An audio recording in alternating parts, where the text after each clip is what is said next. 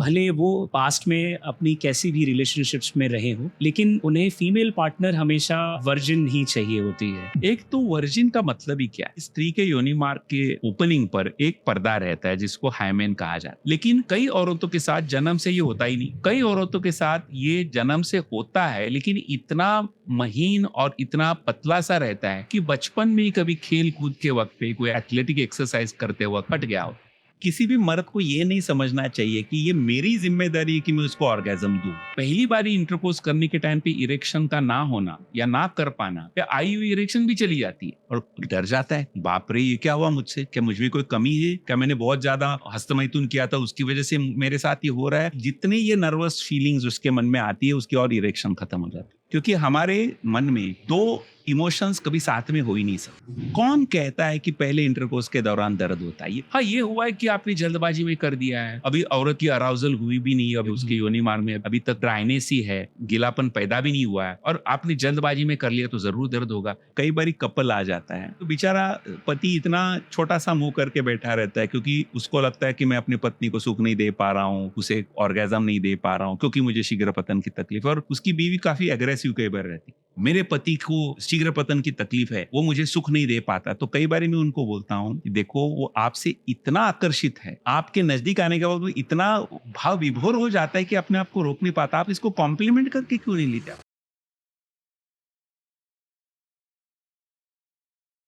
Hi everyone, welcome back to yet another episode of health podcast in Meri सहेली।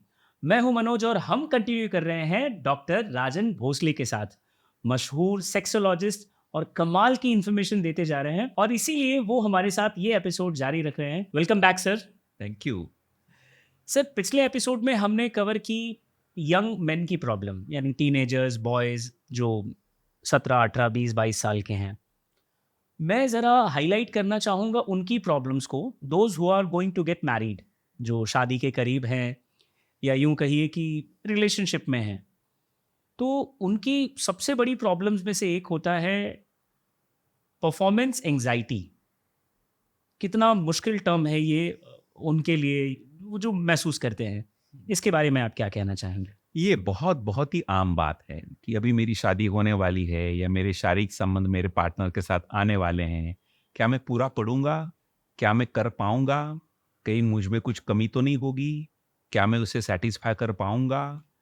इस तरह के सवाल उनके मन में आते हैं और वो इतने अंदर से नर्वस हो जाते, इतने एंग्शियस हो जाते कि इस एंग्जाइटी और नर्वसनेस की वजह से ही वो कर नहीं पाते। यानी कि उनको करने में कोई दिक्कत आती है तो उसके लिए हो सकता है उनके शरीर में कोई भी तकलीफ ना हो, कोई भी कमी ना हो, बिल्कुल फर्स्ट क्लास है उनका शरीर, लेकिन अंदर जो डर है कि क्या मैं कर पाऊंगा, क्या मेरी सही वक्त पे इरेक्शन आएगी और क्या मेरी इरेक्शन इनफ होगी, क्या करने में मुझे कोई दिक्कत तो नहीं आएगी, क्या मेरी वाइफ मुझे इवेल्युएट तो नहीं करेगी मेरी इंद्रिय के साइज को लेकर के। इस तरह के मन में जो उनके जो विकल्प प्रश्न आते रहते हैं जिससे वो, जिसको हम परफॉर्मेंस एंग्जाइटी कहते हैं, उनके बारे में कुछ बातें मैं आपको समझाना चाहूँगा। एक तो कोई भी काम जो हम जीवन में करते हैं, मैं सिर्फ सेक्स की बात नहीं, कोई भी काम हम जीवन में करते हैं, तो कभी भी पहले करते वक़्त हम कर नहीं पाते। अब जैसे देखिए आपको स्विमिंग सीखनी है, तो क्या पहले दिन पानी में उतर के स्विम कर सकोगे? नहीं। अच्छा सा अच्छा स्विम करने वाला बंदा भी, चाहे उसने ओलंपिक में गोल्ड मेडल भी क्यों ना लिया हो, लेकिन जब वो भी पहली बारी पानी में उतरा, तो वो भी नहीं तैर पाया।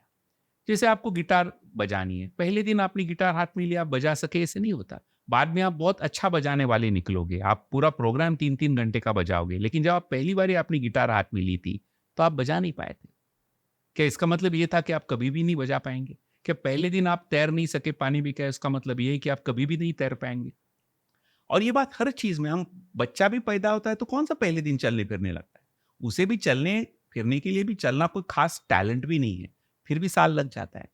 तो उस तरह से जब आप सेक्स की दुनिया आपके जीवन में शुरू हो जाएगी, तो ये आपने कैसे समझ लिया कि पहली बारी में कर लूँगा तो हो जाएगा? नहीं होगा। आप कितने भी स्वस्थ हो, आप कितने भी बिल्कुल आपका शरीर ठीक-ठाक है, आपके पार्टनर के साथ आपका परफेक्ट अंडरस्टैंडिंग भी है और आपके पार्टनर के साथ आपकी अट्रैक्शन भी है, फिर भी वो काम जो आपने पहले किया ही नहीं था, वो करने जब आप जाओगे तो आपको मैं कहता हूँ 10 में से 9 बारी आपको करने ही नहीं आएगा। आम तौर पे आपकी अच्छी इरेक्शन भी होती हो, तो भी जब आप पहली बार आप जाओगे, क्योंकि वो एक पहला अनुभव होगा कि जब आप किसी दूसरे व्यक्ति के सामने विवस्त्र हो रहे हो, जो आप कभी हुए नहीं थे। अब देखिए, हम कभी आमतौर पे कपड़े नहीं निकालते, बिल्कुल।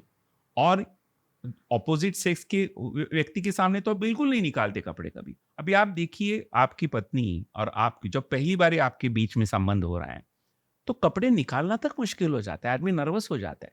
औरतें तो बोलती, जब तक लाइट कम नहीं करोगे या अंधेरा नहीं करोगे, मैं तो कपड़े ही नहीं निकालूंगी। मर्द को भी कॉन्शियसनेस होती है कि ये कैसे करे, और ऐसा काम जिसमें पूरे कपड़े निकालने पड़ते हैं आपको, फिर आप एक दूसरे के नजदीक आओगे और वो कर रहे हो आप जो आपने कभी किया नहीं। स्त्री के शरीर का स्पर्श क्या होता है, इसकी आपने कल्पना जरूर की होगी, लेकिन वो हो रहा है। कई बार इतनी ओवरवेलमिंग सेंसेशंस वो रहती है, और आदमी को इतना एक अंदर से एंग्जाइटी फील होती है कि इन इमोशंस की वजह से उसको बेचारे को इरेक्शन ही नहीं आती, हालांकि उसमें कोई कमी नहीं है। तो पहली बारी इंटरकोर्स करने के टाइम पे इरेक्शन का ना होना या ना कर पाना, या आई हुई इरेक्शन भी चली जाती है कि जब तक एक दूसरे के नजदीक आ गए थे, बाहों में ले लिया था, किस कर रहे थे, तब इरेक्शन थी। जैसे कपड़े निकल ले गए, इरेक्शन चली गई, और डर जाता है, बाप रे ये क्या हुआ मुझसे, क्या मुझ में कोई कमी है, क्या मैंने बहुत ज्यादा हस्तमैथुन किया था, उसकी वजह से मेरे साथ ये हो रहा है। अब ये मेरी पत्नी मेरे बारे में क्या सोचेगी, मुझे तो जमेगा ही नहीं करने के लिए। और जितने ये नर्वस फीलिंग्स उसके मन में आती है, उसकी और इरेक्शन खत्म हो जाती है, क्योंकि हमारे मन में दो इमोशंस कभी साथ में हो ही नहीं सकते, राइट। एक ही हो सकता है। अगर आपके मन में डर है, घबराहट है, एंग्जाइटी है, तो सेक्सुअल अराउजल वाली इमोशन आएगी नहीं। यानी सेक्सुअल अराउजल आपके मन में जब उभरेगा, और आपको अच्छी इरेक्शन तब आएगी जब ये दूसरे नेगेटिव इमोशंस नहीं होंगे। लेकिन आपके मन में इस तरह के अगर घबराहट आ रही हो, तो आपको इरेक्शन उस वजह से नहीं आ रही। और कई बार ये होता है कि इंसान देखते रहता है वो अपने पार्टनर की तरफ, या उसके साथ जो उसका प्रणय या फोरप्ले हो रहा है, इसकी तरफ ध्यान नहीं जाता। क्या मेरी इरेक्शन हो रही है, क्या मेरी इरेक्शन ठीक है, उसी पे ध्यान उसका चला जाता है, जिसको हम लोग इंग्लिश में बोलते हैं स्पेक्टेटरिंग। यानी आपका पूरा ध्यान अपनी इरेक्शन पे ही है। अब तो बिल्कुल नहीं आएगी।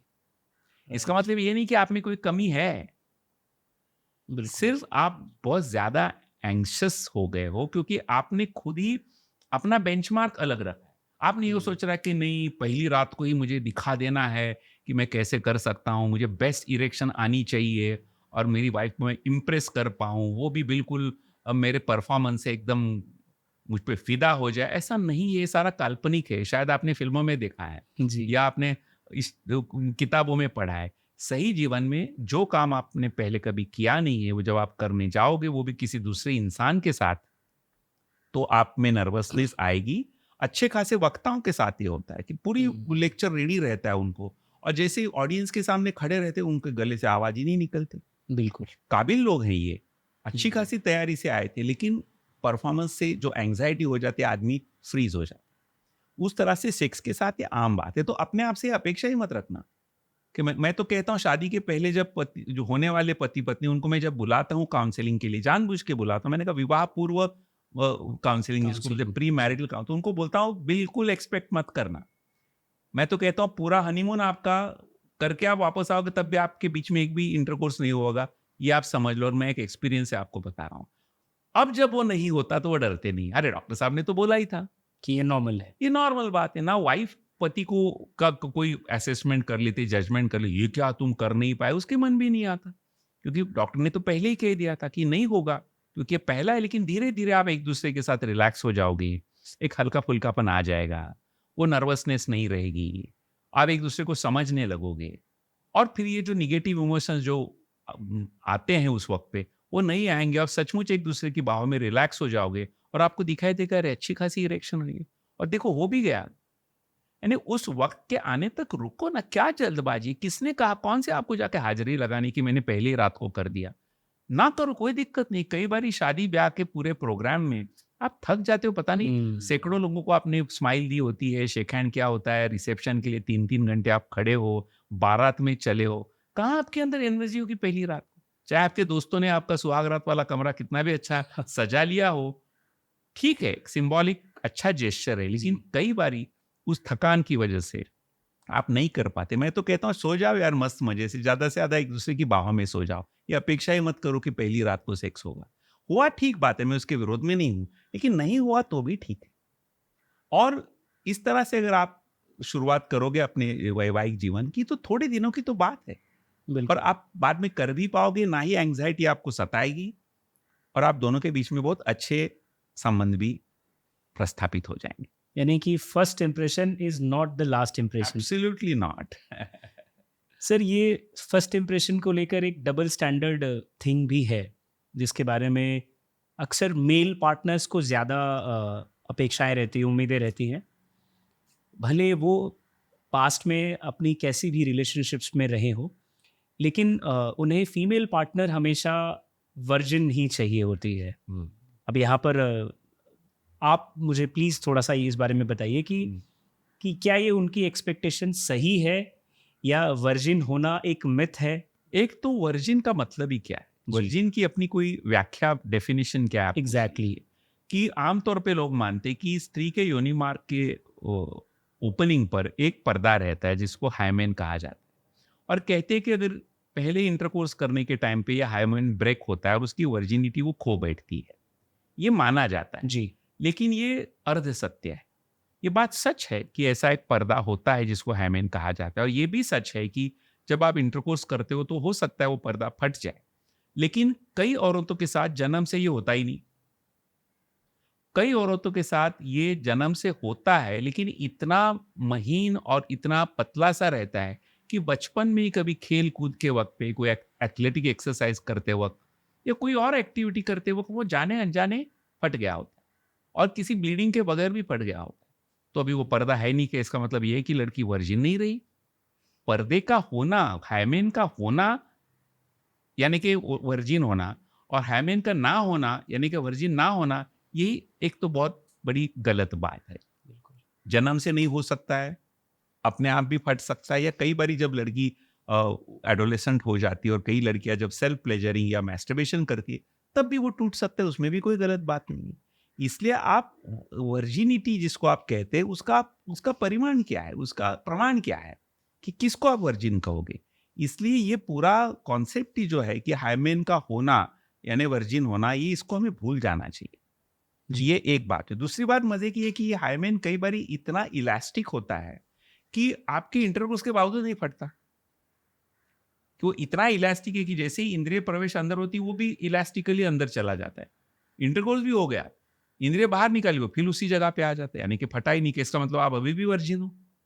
नहीं, कहाँ आप लाइन लकीर खींचोगे कि इसके बाद एग्जैक्टली। आप वर्जिन और इसके पहले आप वर्जिन और इसके बाद आप वर्जिन नहीं। इसलिए इस बात को भुला देना चाहिए, और वर्जिनिटी का इस तरह से किसी तरह से मूल्यमापन करना, इसे हमें भूल जाना चाहिए। पुराने ज़माने की बात है ये।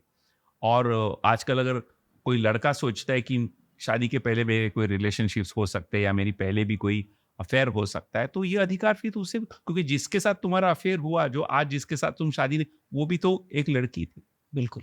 तो ये, और जब तुम उसके जीवन में नहीं आए थे, तब अगर उसके जीवन में कोई और आया था कुछ अरसे के लिए, तो उसमें गलती क्या है? आज तो उसने तुम्हें स्वीकार किया है ना। आज तो उसने अपने जीवन का ये निर्णय लिया है कि मैं तुम्हारे साथ जीवन गुजारूंगी, शादी करूंगी।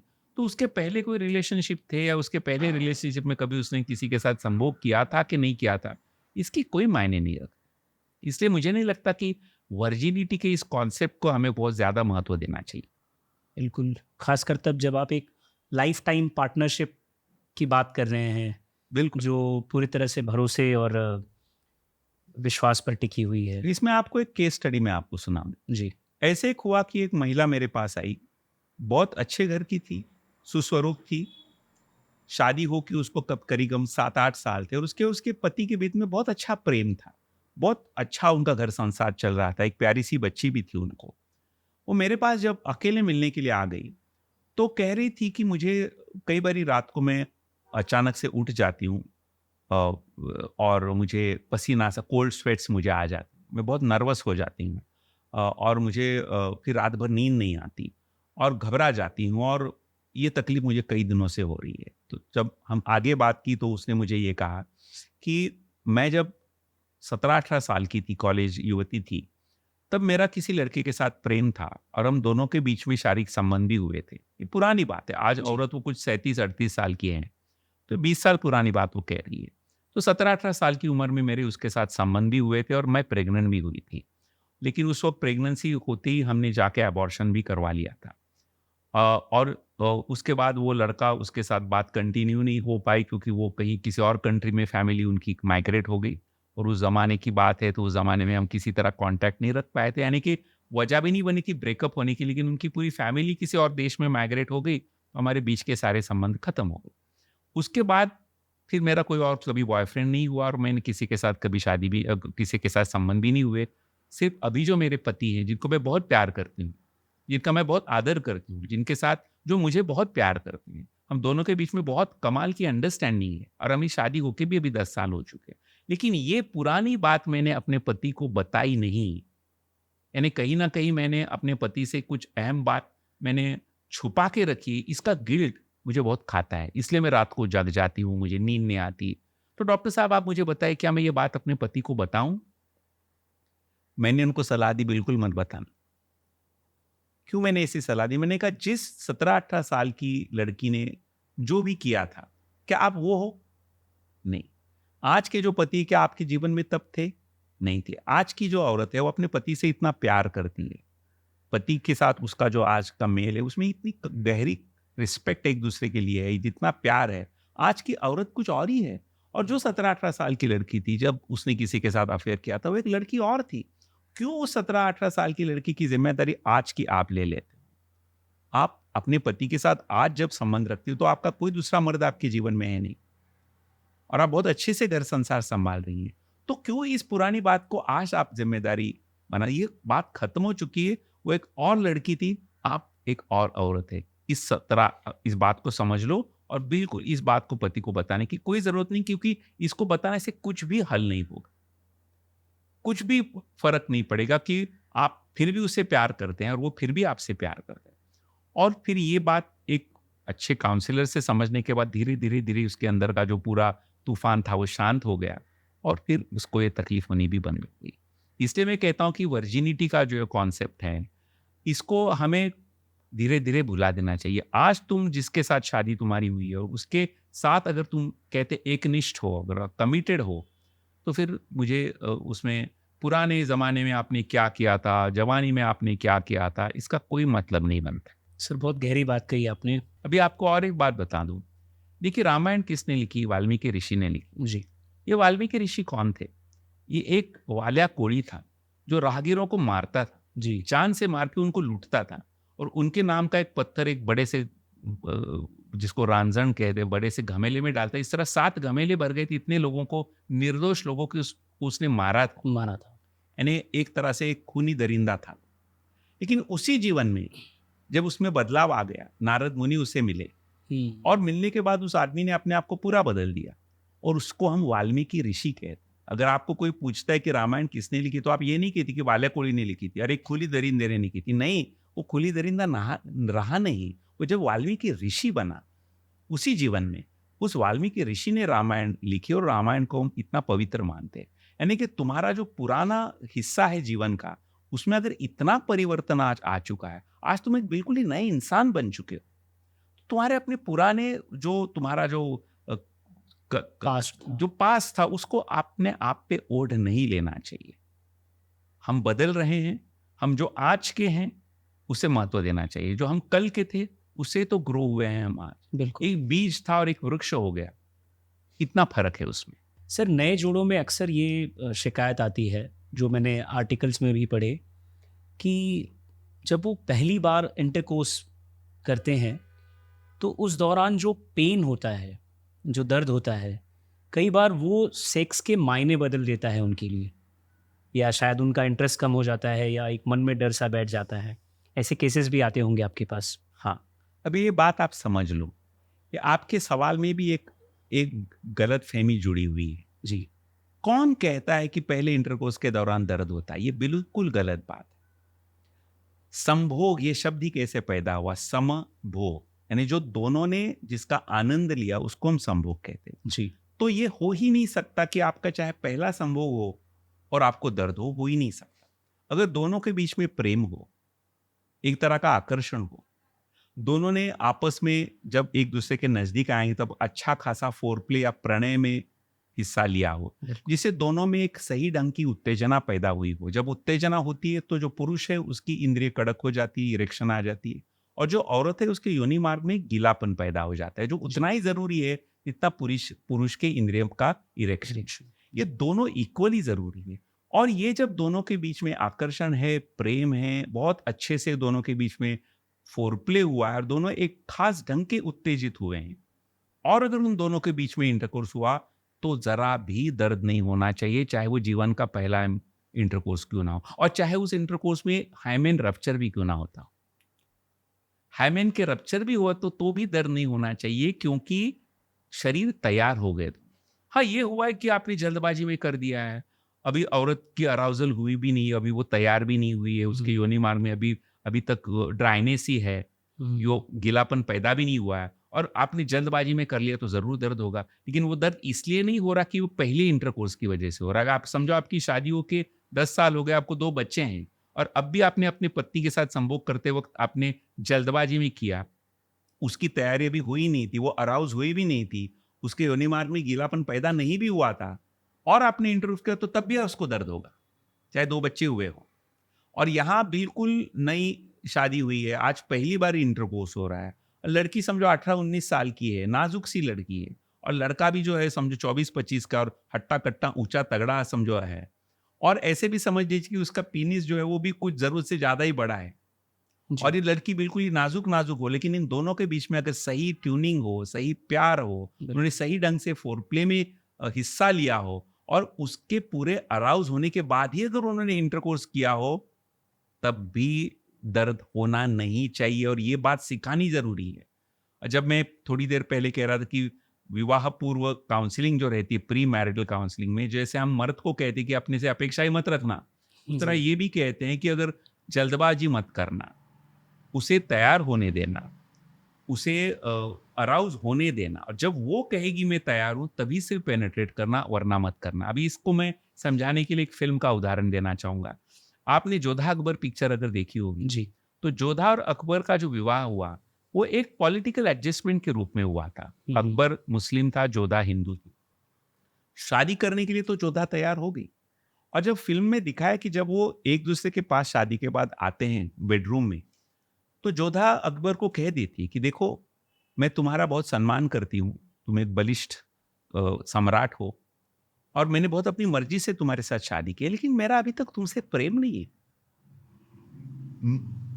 तुम्हें थोड़ा रुकना पड़ जाएगा।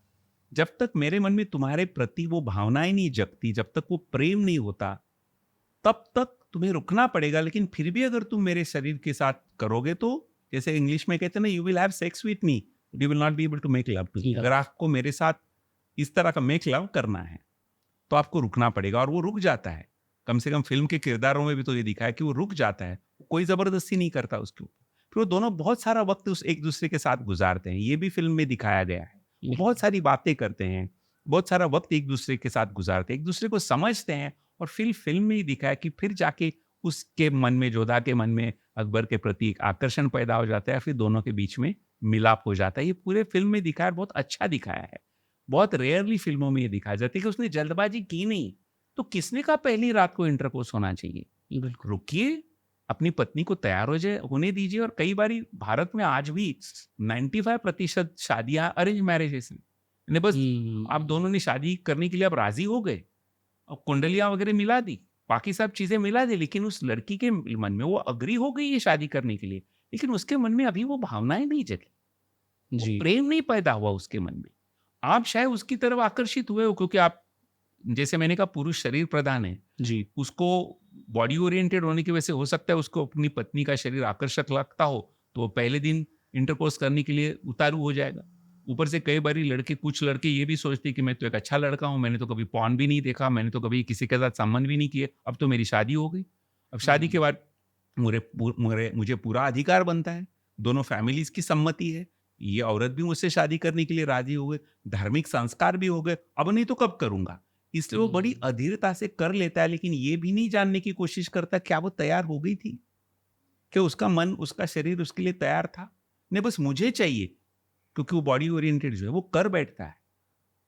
और वो रोकती भी नहीं, क्योंकि उसे भी माँ बाप ने बताया होता है कि नहीं नहीं नहीं, शादी के बाद तो ये जरूरी काम है, ये तो तुम्हें करने देना पड़ेगा, नहीं तो दोनों के बीच में संबंध बिगड़ जाएंगे। तो कहीं उसका मन तैयार नहीं भी हो, उसका शरीर तैयार नहीं भी हो, तो वो विरोध नहीं करती, वो करने देती है, लेकिन वो एंजॉय नहीं करती। तब जाके दर्द होता है, और सिर्फ दर्द शरीर में ही नहीं होता, तब जाके सिर्फ वो जो पेन होता है इंटरकोर्स को, वो उसके मन में भी होता है कि काश तुम थोड़ा रुक लेते, काश तुम थोड़ा मुझे वक्त देते। जिंदगी पड़ी है हमारे दोनों के बीच में शारीरिक संबंध, थोड़ा मुझे वक्त दिया होता, थोड़ा मुझे मेरे मन को शरीर को तैयार होने के लिए थोड़ा वक्त जाने दिया होता, और फिर अगर हम एक दूसरे के साथ ये करते तो कितना अच्छा होता। अगर औरत का मन ये सोच रहा है, तो मर्द को ये सोचने का मतलब ही क्या बनता है कि मुझे पहले दिन करके दिखाना है। अरे वो चाहती ही नहीं कि तुम पहले दिन करो। हाँ, ये बात अलग है कि दोनों के बीच में अगर लव मैरिज हो गई हो और दोनों एक दूसरे को बहुत अरसे से जानते हो और अच्छी खासी दोनों के बीच में ऑलरेडी ट्यूनिंग है, तो फिर कोई बात नहीं।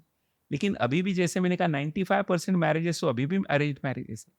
इसलिए कभी भी पहली रात को अपने पे भी प्रेशर मत लेना परफॉर्मेंस का, पत्नी पे भी किसी तरह की जबरदस्ती मत करना, क्योंकि तुम जबरदस्ती कर रहे हो, आपको पता भी नहीं चलेगा वो जबरदस्ती करे, क्योंकि वो विरोध नहीं करेगी, जी, क्योंकि उसे सिखाया गया है कि नहीं ये तो चाहिए विरोध ही नहीं चाहिए। करना है। लेकिन उसका मन दुखेगा।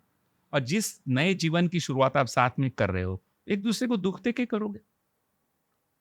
ये बात शादी के पहले समझानी बहुत जरूरी है, इसलिए मैं जिसको प्री मैरिटल काउंसलिंग, इसको बहुत महत्व देता हूँ। सर, आपने जो बताया, तैयारियाँ, वक़्त देना, ये सारा कुछ, अगर सब कुछ ठीक-ठाक रहा, फिर भी एक शिकायत होती है जो पुरुष होते हैं उनको, और शिकायत क्या सबसे बड़ी प्रॉब्लम होती है, शायद आपके पास भी आई होंगी, शीघ्र पतन।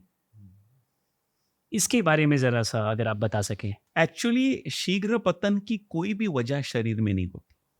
जिसे शीघ्र पतन की तकलीफ है, उस मर्द को अगर आप पूरे उसके टेस्ट कर लो, एकदम मॉडर्न से मॉडर्न सारे टेस्ट, खून के टेस्ट कर लो, उनकी न्यूरोलॉजिकल टेस्ट, सब टेस्ट कर लो, उनके शरीर में कभी भी कोई कमी दिखाई नहीं देती, वो बिल्कुल स्वस्थ रहते हैं। लेकिन उनको जो शीघ्र पतन का अनुभव आता है, उसकी दो वजह है।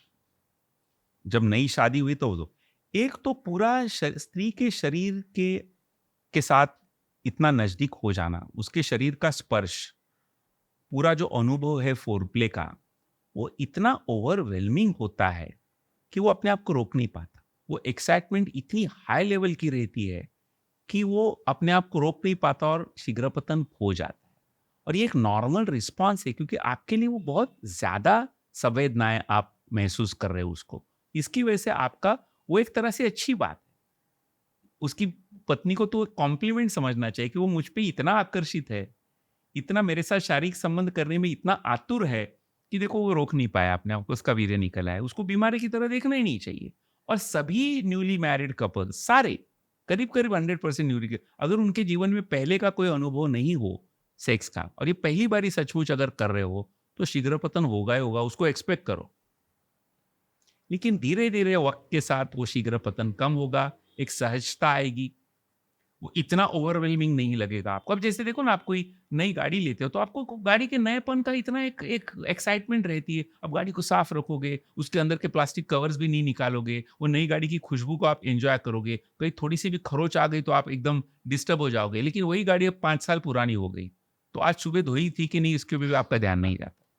उस तरह शादी का जो नयापन रहता है, किसी औरत का जो आपकी पत्नी बन के आपके जीवन में है, जिसकी तरफ आप आकर्षित हो, वो आपके इतना नजदीक आ रहे, जितना नजदीक आपके जीवन में कोई औरत नहीं आई थी, और आपको उसकी तरफ आकर्षण है, तो बहुत ज्यादा ओवरवेलम हो जाना उस फीलिंग से बहुत स्वाभाविक बात है। और उस ओवरवेलमिंग होने की वजह से वीर्य का जल्दी निकल आना एक नॉर्मल बात है, कोई बीमारी नहीं, ये कोई एक वजह।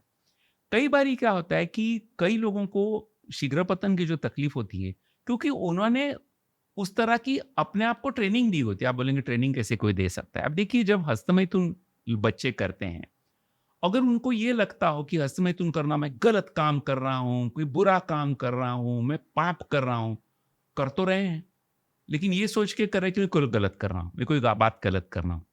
तो हम इंसान का एक साइकोलॉजी ऐसी कि अगर हम कोई गलत काम कर रहे हो ना, तो हम जल्दबाजी में करते हैं। लेकिन कोई भी क्राइम करने वाला बंदा आराम से जाके क्राइम नहीं करेगा। उसको क्राइम करे जल्दी से जल्द क्राइम करके निकल जाएगा। चोरी करना हो तो चोर जल्दी से चोरी करके भाग जाएगा। कोई भी काम जल्द। बिल्कुल। अगर आप मैस्टरबेशन करते वक्त भी अगर ये समझ रहे हो कि मैं कोई गलत काम कर रहा हूं, तो आप जल्दी जल्दी करके खत्म हो जाते हो।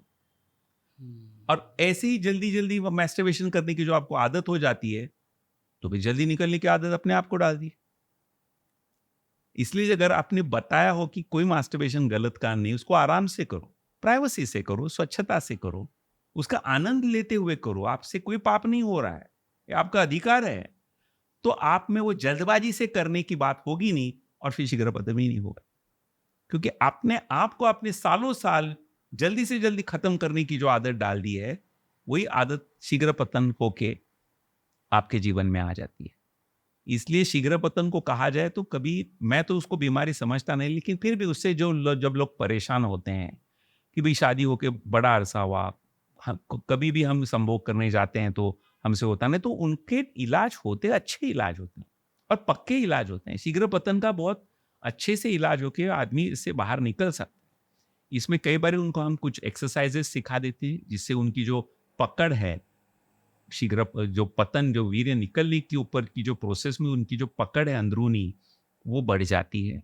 उसके लिए कुछ एक्सरसाइजेस कभी अकेले या कभी साथ में करने वाले एक्सरसाइज भी हम दे देते हैं और संभोग करने के कुछ खास ढंग भी सिखाते हैं जिससे आपको शीघ्र पतन होगा नहीं, जिससे आप आराम से उस प्रक्रिया में उतरोगे, कोई भी जल्दबाजी नहीं करोगे, धीरे धीरे एक दूसरे को कोऑपरेट करोगे और फिर धीरे धीरे आपकी शीघ्र पतन की तकलीफ कम हो जाती है। और इसमें कुछ दवाइयां भी आजकल आई हैं जो लेने से शीघ्र पतन की तकलीफ में काफ़ी आराम आ सकता है। तो अगर आप क्वालिफाइड सेक्सोलॉजिस्ट के पास जाओगे, तो आपको शीघ्र पतन की तकलीफ अगर हो, जो लंबे अरसे के लिए चल रही हो, तो उसे ठीक किया जाता है। लेकिन अगर आपकी नई-नई शादी हो और सिर्फ शादी के शुरू के कुछ दिनों में अगर आपको शीघ्र पतन होता हो, तो उसे किसी इलाज की भी कोई ज़रूरत नहीं, वो एक नॉर्मल बात। सर, जाने-अनजाने में हम लोग बहुत सारे लोगों की दुकान बंद करने वाले हैं, क्योंकि जिन टर्म्स को आपने खारिज कर दिया आज कि ये तो प्रॉब्लम ही नहीं है, उन्हीं टर्म्स के बड़े-बड़े एडवर्टाइज़मेंट्स हम देखते हैं और सिर्फ इन्हीं टर्म्स को यूज़ कर के लोगों के दिमाग में इतना डर, इतनी इनसिक्योरिटी भर देते हैं कि उन्हें लगता है कि ये तो बहुत बड़ी प्रॉब्लम है। अब अभी शीघ्र पतन की बात को लेकर मैं और एक बताऊं, कई बार कपल आ जाता है और बात उल्टी होती है, बेचारा पति इतना छोटा सा मुंह करके बैठा रहता है क्योंकि उसको लगता है कि मैं अपनी पत्नी को सुख नहीं दे पा रहा हूँ, उसे ऑर्गेजम नहीं दे पा रहा हूँ क्योंकि मुझे शीघ्र पतन की तकलीफ है। और उसकी बीवी काफी एग्रेसिव कई बार रहती है, मेरे पति को शीघ्र पतन की तकलीफ है, वो मुझे सुख नहीं दे पाता। तो कई बार मैं उनको बोलता हूँ कि देखो, वो आपसे इतना आकर्षित है, आपके नजदीक आने के बाद वो इतना भाव विभोर हो जाता है कि अपने आप को रोक नहीं पाता। आप इसको कॉम्प्लीमेंट करके क्यों नहीं लेते, आप इसको कंप्लेन क्यों मान रही है? और उसकी पूरी जो समझ है उसकी तरफ देखने की, वो जैसे ही बदल जाती है दोनों के बीच की। क्योंकि जब किसी मर्द को बार बार नीचे भी दिखाया जाता हो कि तू मुझे सेटिस्फाई नहीं करता, तुझसे तो होता ही नहीं है, तेरा तो बहुत जल्दी वीर्य निकल जाता है, ऐसे कैसे होगा, मेरा भी तो कुछ सोचा करो। इस तरह से अगर पत्नी पति को इंटिमिडेट करती रहे तो बेचारे की शीघ्रपतन की तकलीफ कभी ठीक होगी ही नहीं, क्योंकि उसके मन में वो नर्वसनेस कभी जाएगी नहीं। हमेशा अपनी पत्नी के पास आएगा तो उसके डर बना रहेगा, पता नहीं आज भी मेरा जल्दी निकल आ गया, तो आज भी अगर मैं पूरी तरह से कर नहीं पाया तो आज फिर वही बात मुझे सुननी पड़ेगी। और जितनी उसके अंदर ये नर्वसनेस बिल्ड होती जा रही है, उतनी उसकी शीघ्रपतन की तकलीफ बढ़ती जा रही है। ये ध्यान रखना बहुत जरूरी है। सर, आपने जिक्र किया ऑर्गेज़म, तो ये इसे एक बड़े चैलेंज की तरह देखा जाता है हम पुरुषों में या ज़्यादातर पुरुषों में कि एक फीमेल पार्टनर को सेटिस्फाई करना बहुत मुश्किल काम है और कई बार तो वो उन्हें पता भी नहीं होता कि उन्होंने सेटिस्फाई किया या नहीं किया, क्योंकि अगेन वही चीज़ें घूम फिर कर आ जाती हैं कि वो इस बारे में बात नहीं करते। तो एक फीमेल पार्टनर को सेटिस्फाई करना कितना चैलेंजिंग है, या शायद अगेन मैं किसी मिसकंसेप्शन में हूँ, ये कितना आसान है? बिल्कुल, ये बिल्कुल आपके प्रश्न में ही वो मिसकंसेप्शन जुड़ा हुआ है। किसी भी मर्द को ये नहीं समझना चाहिए कि ये मेरी जिम्मेदारी है कि मैं उसको ऑर्गेज़म दूं। दोनों को मिलके साथ में एक दूसरे को कोऑपरेट करते हुए ऑर्गेज़म को एलिसिट करना होता है। जैसे आप देखिए ना, पुराने जमाने में हम पंगत में बैठते थे, आपको कोई आके खाना परोसता था जी। और लोग कभी नाराज भी हो जाते थे, मुझे पहले नहीं दिया, मुझे ये नहीं दिया, मुझे कम दे दिया। लेकिन आजकल के ज़माने में क्या है, बुफे है, बुफे लगा है, आप जो चाहे ले लो, जितना चाहे ले लो, आपकी मर्जी, कोई देखेगा भी नहीं आपने कितना। तो मैं कहता हूँ कि ऑर्गेज़म देने की चीज़ नहीं होती, लेने की चीज़ होती है। आप दोनों इस तरह से एक दूसरे के साथ कोऑपरेट करो, एक दूसरे के फोरप्ले के दौरान इतना ख्याल रखो कि मैं सिर्फ ये अपने लिए नहीं कर रहा हूँ, मैं अपने पार्टनर के लिए भी कर रहा हूँ। तो फोरप्ले में भी इस तरह का हिसाब लेंगे और दोनों मिलके अगर प्रयत्न करेंगे तो ऑर्गेज़म होगा ही होगा। इसमें ये नहीं कि औरत सिर्फ लेटी रहे और बोले आओ मुझे ऑर्गेज़म दे दो, फिर तो कभी नहीं मिलने वाला। मैं भी साथ देती हूँ, इसलिए तो संभोग कितना सुंदर शब्द है। बिल्कुल। दोनों ने मिल के जो किया, उससे ऑर्गेज़म की संभावना ज़्यादा होती है। इसलिए औरत को एक तो बहुत रिलैक्स होना ज़रूरी है, बहुत अच्छे से तैयार होना ज़रूरी है, अराउज़ होना ज़रूरी है, जिससे उसके मैंने जैसे कहा कि योनि मार्ग में अच्छा-सा गीलापन होना ज़रूरी है। जब वो ढंग से अराउज़ हो गए और बोले कि अब हो संभोग, तब जाकर दोनों के बीच में पेनिट्रेशन हो जाए और करते वक़्त दोनों का भी जो सहभाग है संभोग करने में, वो ऐसा नहीं कि मर्द एक्टिव पार्टनर है और वाइफ़ पैसिव पार्टनर है, दोनों को मिल के दोनों एक्टिव होने ज़रूरी है। कई बार ये होता है कि संभोग के दौरान पुरुष अगर ऊपर हो, तो ऑर्गेज़म होने में कभी-कभी वक़्त लग सकता है या नहीं भी हो सकता है, लेकिन अगर औरत ऊपर आ जाए और वो एक्टिवली पार्टिसिपेट करे, तो ऑर्गेज़म बहुत आसानी से उसको अनुभव आ सकता है। इसलिए आप कभी पोज़ीशन ले बदल के देखो, उसे एक्टिवली पार्टिसिपेट करने दो। आप जो हस्बैंड है या मेल पार्टनर है, वो पीठ पे लेटा रहे और सारी जो एक्टिविटी संभोग से रिलेटेड होती है, वो उसको करने दे, तो ऑर्गेज़म आसानी से होगा। तो इस तरह से ऑर्गेज़म का कभी इल्ज़ाम मेरा पति नहीं देता या मेरा पार्टनर नहीं देता, इसका लगाना ही नहीं चाहिए। दोनों शांति से बैठो, समझ लो इस पूरे कॉन्सेप्ट को और फिर आप करोगे तो आपको ऑर्गेज़म का अनुभव पक्का आएगा। सर ये तो आपने एक बहुत बड़ा पर्दा उठा दिया सैटिस्फैक्शन को लेकर। लेकिन फिर भी इस सैटिस्फैक्शन को हासिल करने के लिए मार्केट में बहुत सारे प्रोडक्ट्स अवेलेबल हैं, जो ये दावा करते हैं कि आप इसे लीजिए और सैटिस्फैक्शन लीजिए। टॉनिक्स हैं, टैबलेट्स हैं, तो ये किस हद तक कारगर हैं? ये सब बकवास है। जितने भी सेक्स टॉनिक दुनिया के किसी भी मार्केट में, इंडिया में भी इससे बहुत बड़ा मार्केट चाइना में है, ताइवान में है और इंडिया में भी तो है ही है। आप देखिए हर न्यूज़पेपर को आप खोल के देखोगे तो उसमें अच्छी-अच्छी कंपनियों के सेक्स टॉनिक्स बिक रहे। ये सारे सेक्स टॉनिक्स जैसे मैंने शब्द इस्तेमाल किया बकवास है। इसमें किसी का कोई भी उपयोग नहीं, सिर्फ धंधे के लिए की हुई चीज़ें हैं। इसमें किसी पर भी कोई डबल ब्लाइंड स्टडीज़ नहीं हुआ, किसी पे कोई भी एविडेंस नहीं है, एविडेंस बेस्ड कोई भी रिसर्च नहीं हुआ। बस उन्होंने बोल दिया और बढ़ने वालों ने मान लिया।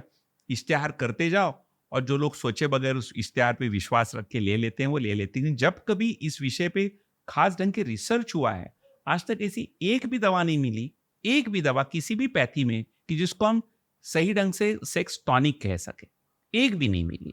हाँ, हम वायग्रा का नाम सुनते हैं, वो सेक्स टॉनिक नहीं, वो एक प्रॉपर दवा है। उसको आप सेक्स टॉनिक की कैटेगरी में मत जाइए, वो बहुत अच्छी दवा है, जो सिल्डेनाफिल हम कहते हैं या टाडालाफिल की जो दवाइयाँ हैं।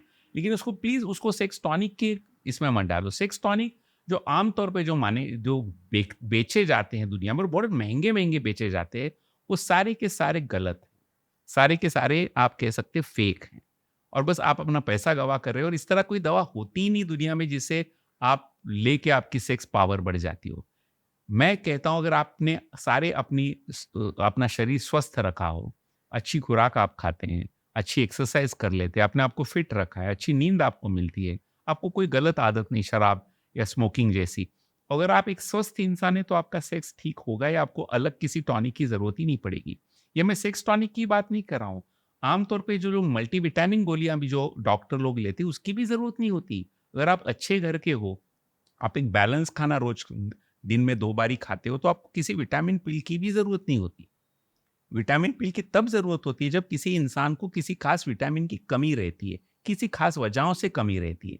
उस तरह सेक्स टॉनिक एक तो होता ही नहीं और अगर होता कभी, तो उसे लेने की ज़रूरत नहीं पड़ती अगर आप स्वस्थ हैं। इसलिए पूरा जो सेक्स टॉनिक का मार्केट है वो पूरा का पूरा गलत बकवास और जिसको बोलते हैं फ्रॉड करने वाला मार्केट है ऐसे में समझ लो मिलियन डॉलर इंडस्ट्री चल रही है इसके ऊपर और मैं साफ सबके सामने कह रहा हूँ इस पे मैंने कई साल इसका अध्ययन किया इसका रिसर्च किया है और ये मैं ही नहीं कह रहा हूँ पूरी मेडिकल फ्रैटर्निटी ये कह रहे हैं मैं उनकी तरफ से ये कह रहा हूँ कि सेक्स टॉनिक नाम की कोई चीज़ होती है। सर मुझे लगता है कि क्यूरोसिटी की कमी नहीं है, सवालों की कमी नहीं है, बहुत सारे सवाल हैं, अलग-अलग एज ग्रुप्स के हैं। अभी तक तो हमने पुरुषों की बात की, महिलाओं की बात होनी बाकी है, टीनेजर गर्ल्स की बात होनी बाकी है, ऐसे पेरेंट्स जिनके बच्चे यंग हैं या शादी के लिए तैयार हो रहे हैं, उनके क्वेश्चंस बाकी हैं। तो मुझे लगता है कि हमें ये कॉन्वर्सेशन जारी रखना चाहिए मैं तैयार हूँ, आप बुलाइए। हमेशा की तरह।